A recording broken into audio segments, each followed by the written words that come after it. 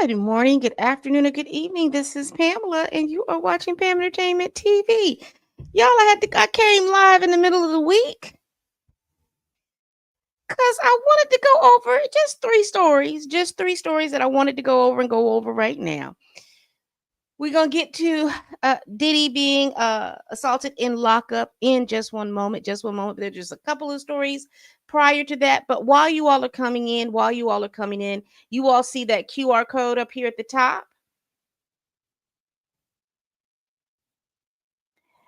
That is a QR code. If you go ahead and handle that, you will be sent to be able to subscribe to my YouTube channel.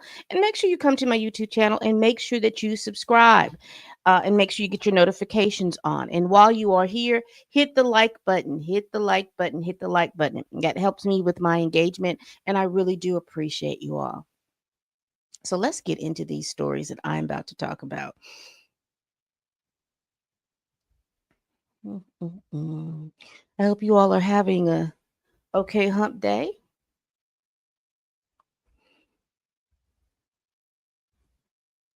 First of all, y'all,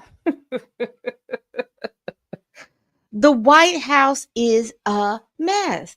They have gone to tearing that thing down, talking about putting in a new ballroom. But I came across this article that I thought would be important for us to look at. And this is from The Guardian. And it says the White House East Wing will be torn within days, even as no plans are filed for Trump's new ballroom. Hold up, y'all.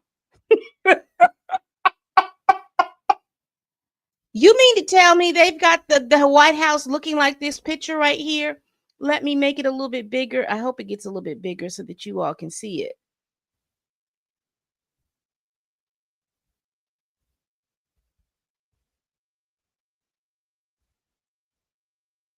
They have torn all of this down. The White House is looking a mess and they don't have the proper permits. So the demolition has drawn fierce backlash with with National Trust for Historic Preservation said the plans are legally required. Are legally required. Trump administration officials confirmed to various outlets on Wednesday that the White House East Wing will be demolished within days, a revelation given the administration has not submitted plans for the new ballroom to the federal agency that oversees construction of federal buildings.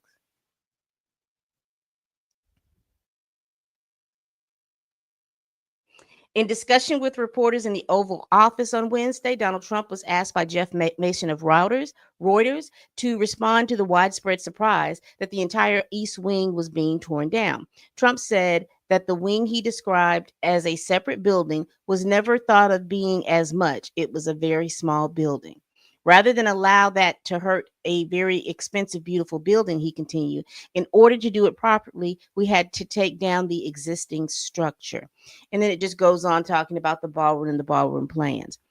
But here is my thing.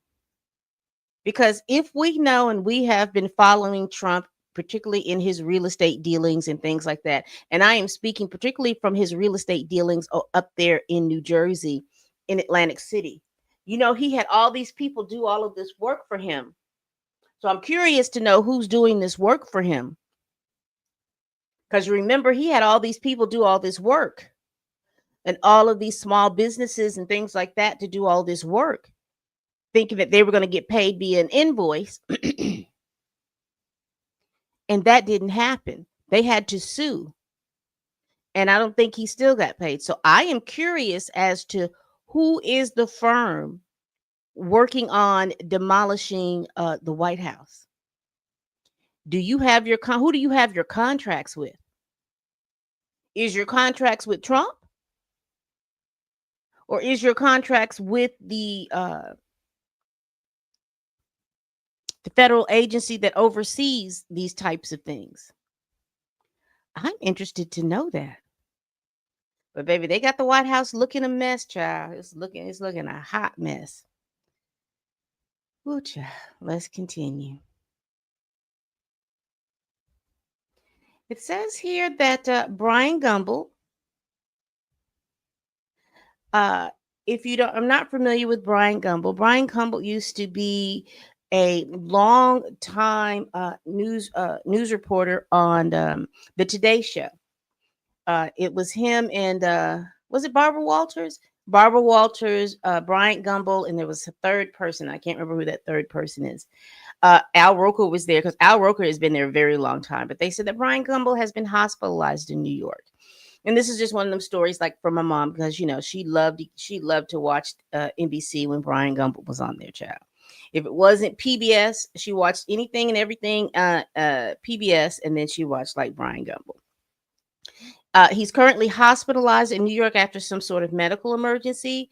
They said that he was transported Monday, just after 9 p.m. from his Manhattan apartment. We're told that first responders had responded, and they took him to a nearby hospital where he remained as of yesterday. So it might be still there. But he's currently 77. He retired from the Jane Polly and Katie Couric. That's who was with him at that time, because he was on there a long time. It says here, Bryant formerly served as co-host of NBC's Long Morning Show for 15 years, first with Jane Polly and then with Katie Couric. He was also a sportscaster and host of HBO's acclaimed investigative series Real Sports with Brian Gumbel. His older brother, Greg, who was also a broadcaster, he was mostly in sports and he used to work for CBS, died last year at 78. So we're going to see what's going on with Mr. Brian Gumbel. Please have all your prayers and things like that for him. Now, as y'all know how I do, I'd rather go live than sometimes to do these things. But y'all,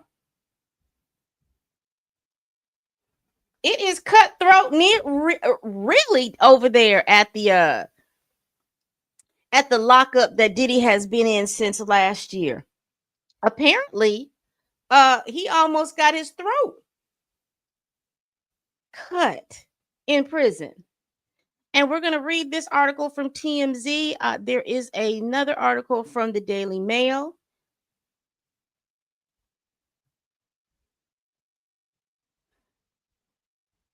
So let's get into this. It says, and I'm going to read the Daily Mail first, and then I'm going to keep that picture up there. It says, a knife-wielding con got close enough to Diddy to press a makeshift blade to his throat, the rapper's best friend has exclusively told the Daily Mail. Long life pal Charlucci Finney. Now, if you're not familiar with Charlucci, he was always outside the courtroom. He was the guy making sure that the family got into the Sprinter and they got off. They got to wherever it was they were going to. Claims that an inmate armed with a shiv snuck into Diddy's New York jail cell and could have pruned the shamed hip-hop mogul from the timeline while he was in his sleep. He said Diddy woke up with a knife to his throat, revealing previously unreported details of the chilling close call inside the notoriously violent Metropolitan Detention Center.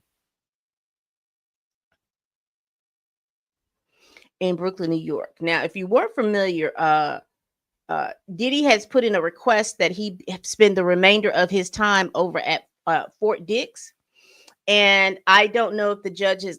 I don't know if the Bureau of Prisons have signed off on that. If the judges sign, whoever needs to sign off on that has done that.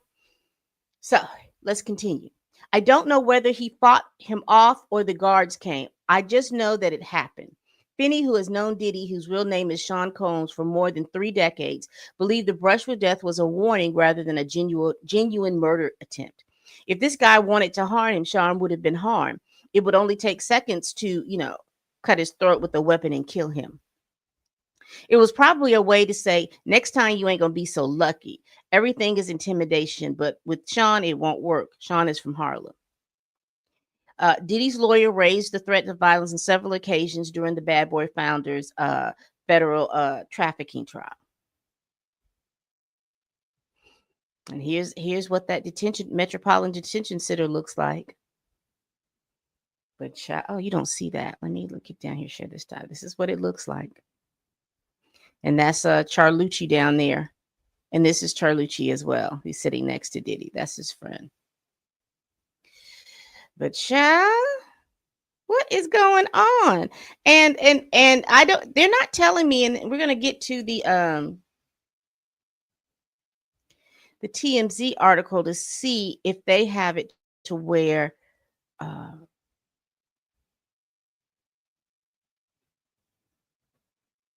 so this is something that could have happened between September of last year and now, because it's saying that this attack went down one of the nights Diddy was sleeping at the NBC Brooklyn. So and I'm surprised that they waited till now to talk about it. I'm surprised that I am surprised with Diddy not mentioning this in any of the court hearings and any of the court filings and things like that, particularly when they were talking about violence and things like that. I am amazed that he did not mention that during that time. So I'm wondering when this happened, because this would not be anything, in my opinion. I'm not saying that it did not happen, but I am surprised that this was not mentioned in the trial, particularly when they were trying to get bail, that they didn't mention any of these things, and this information wasn't presented in the court hearing. I'm very surprised about that. Very surprised. All right, people.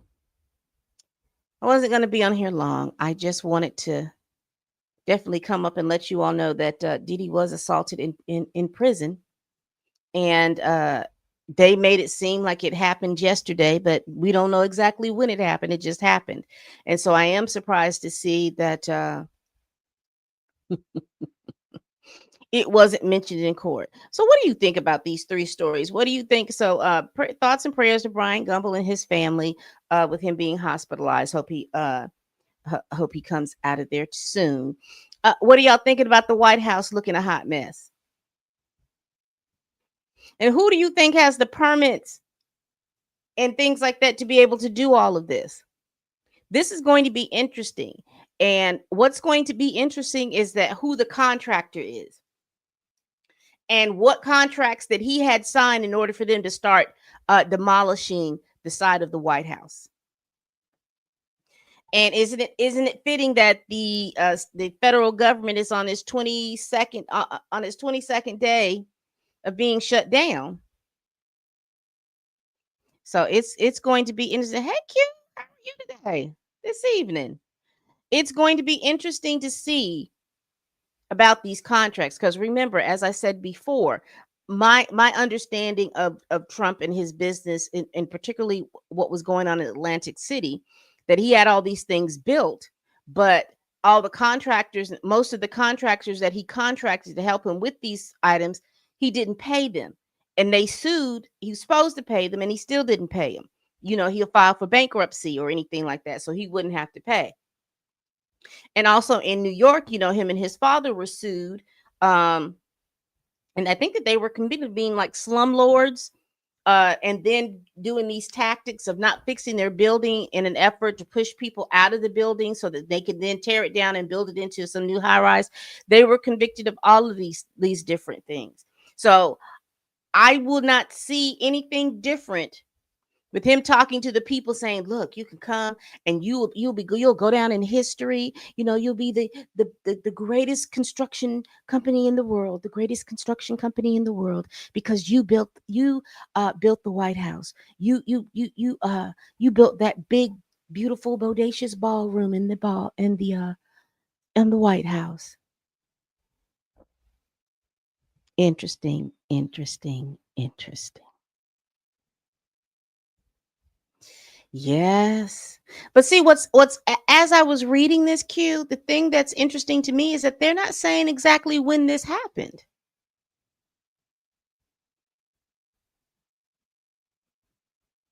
It says here, the attack went down during one of the nights Diddy was sleeping at the NDC Brooklyn, an incident that first came to light during Diddy's sentencing.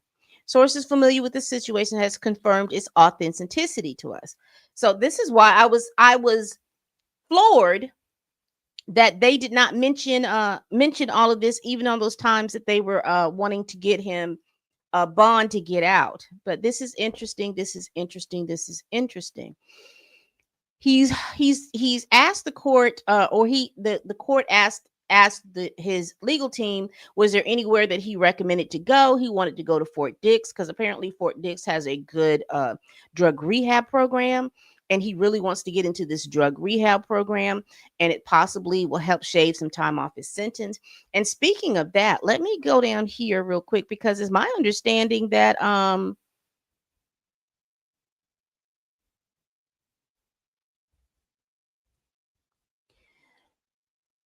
TMZ reported that Trump is considering commuting Diddy's sentence, and they said possibly this week. Now, this was reported on the 20th, which was 2 days ago. So we will see. Thank you very much.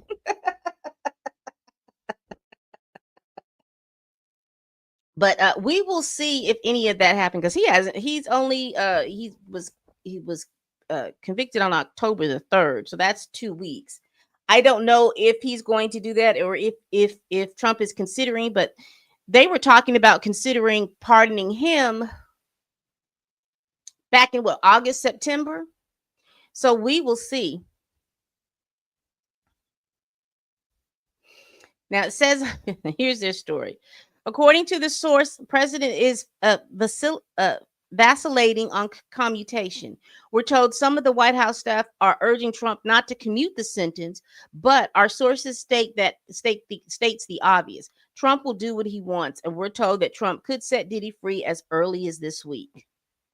Diddy is serving a 50 months prison sentence for violating the Mann Act. He's serving 13 months. He served 13 months, and with credit could get out around 2 years. But none of that matters if Trump commutes his sentence.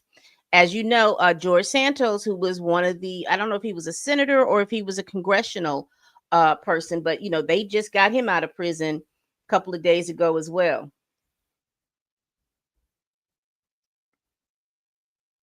That's George Santos, because I think he was supposed to be serving 50 months in prison, and they just got him out of prison. So it's going to be it is going to be interesting, because if I think that they're negotiating what Diddy can do for Trump.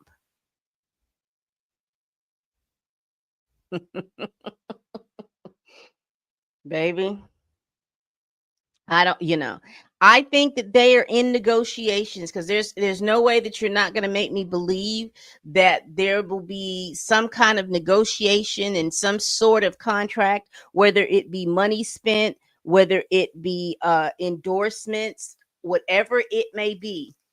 There may be something coming in regards to that for Diddy to get out, and he's only been serving his sentence, the sentence that was put down for him October 3rd, in 2 weeks. So it's going to be interesting to see if by Friday he is going to get out. And again, this story is coming out showing that there is a level of there's a safety issue going on with Diddy, because I think he's still housed in a unit that's like I think they have individual cells, but I'm not sure if those cells are closed and locked at night, or do they have like a dorm room type situation. I'm not really sure on that. But Diddy says he wants out. He wants out. So we will see if this will happen. Now, they updated the story yesterday and said that the White House Communications Office is saying our story is not true. And TMZ said we stand by our story. Our story is accurate. So again, I think that there is just some levels of negotiation going on. If you let me tell it, there's some levels of negotiation going on in regards to Diddy and which one? Yeah. He's not somebody that really, in my opinion, takes good pictures, particularly with his glasses off. He needs his transitional lenses back on his eyes. But he's had some kind of work done because one of those eyes used to move back in the 90s. That was part of the reason why he wore those lenses. So he must have had some kind of eye surgery or some kind of surgery done because one of those eyes used to kind of move. So, and that's why he was wearing those like transitional lenses that he had. But it looks like that he's gotten all that corrected.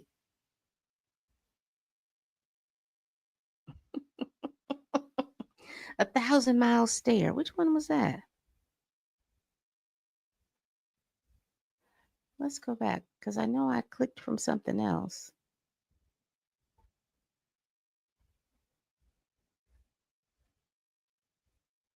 This one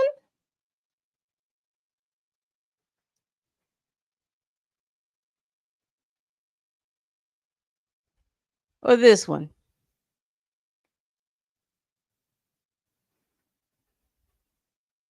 Because both of them are men.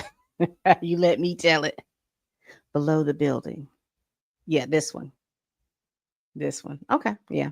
Yeah. I can't remember which one of those because it was long. It was a long time ago because he would wear those lenses, those transitional lenses that would be how they'd be a little darker up at the top but lighter down at the bottom.